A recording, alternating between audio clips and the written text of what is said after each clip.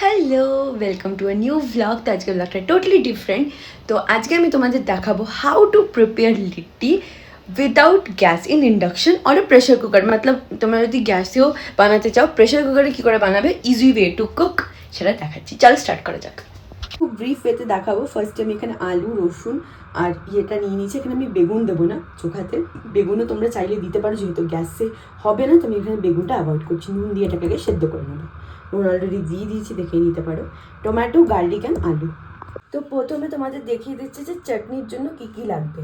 আমি এখানে একটু নুন, এখানে চিনি, আর এখানে আমি দিয়ে দিচ্ছি ধনে পাতা। যতটা কোয়ান্টিটিতে তোমরা দিতে পারবে দেবে।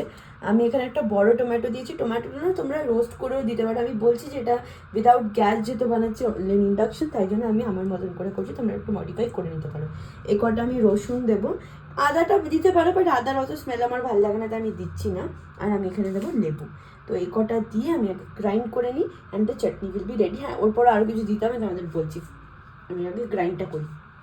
Now it's time for grinding. আজ আমি গ্রাইন্ড করেছি, তোমাদের করতে করতে ভালো একটু দেখি।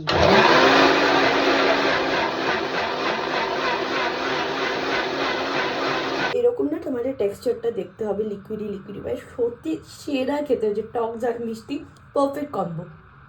সত্যি বলছি, চাটনিটা খেয়ে জাস্ট এরকম একটা ফিলিং হয়, সেই ফিলিংটা আমার এলো। এত টেস্টি হয়েছে খেতে। তো আই হোপ যেন ইয়েটাও ভালো হয়, কারণ আমি ফার্স্ট টাইম অ্যাকচুয়ালি বানাচ্ছি। এর মধ্যে লেবু ইজ ভেরি মাচ মানে নেসেসারি। লেবু, ঝাল, চিনি আর নুন, এটা পারফেক্ট হওয়া দরকার। গন্ধটাও খুব ভালো হয়েছে।